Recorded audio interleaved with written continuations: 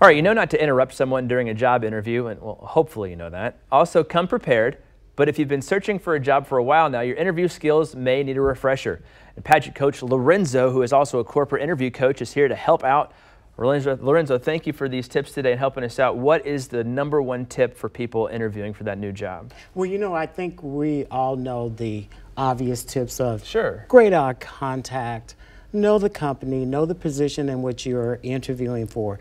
But I'm going to give something a little bit different. Okay. I think that you really need to do a dry run, find the location, the parking situation, whether or not they accept cash or debit, because I'm finding that a lot of people are having a problem. Okay, and Yes. and finding a place like the park, just getting to the interview and maybe showing up late? Well, or if just they're all unfamiliar with the location. So if you try that on the day of the interview, it doesn't work. So make sure you know where you're going and Yes. get there on time or even early. 'Cause Yes. What's the old saying? Is that early is on time and on time is late, right? Yes. Yes. And speaking of on time, I say that if you're 30 minutes, it's perfect, because then you can sit back and maybe sign a few papers that they may have for you, and also to relax and think about how you want this interview to go. Okay. You said something earlier, this was off the air. He said, I have always been in the right place at the right time for whatever he's interviewing for. And I got to tell you, luck has a lot to do with it. Does it? Yes, so it does. Talk about that. Well, let's talk about the obvious dress for success as well. I mean, we're rocking the sport coats today. Does it just depend on what you're interviewing for? Should be how you're dressing, or? Obviously.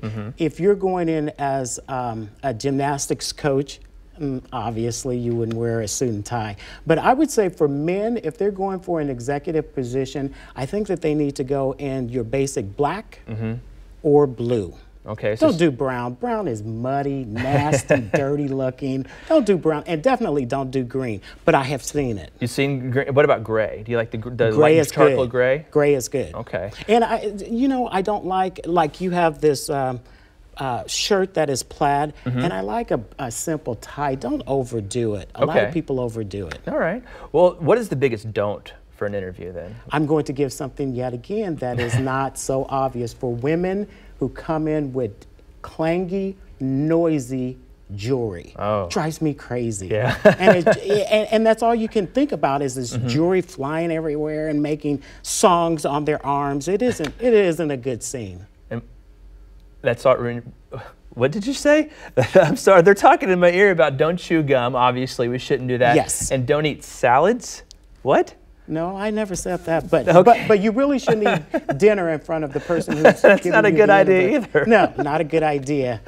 Don't eat salads. I don't know. That's what they said. This is crazy. You know what? Talking about a job interview, the producer of this show might need a new one before too long. No, I like her. I like her.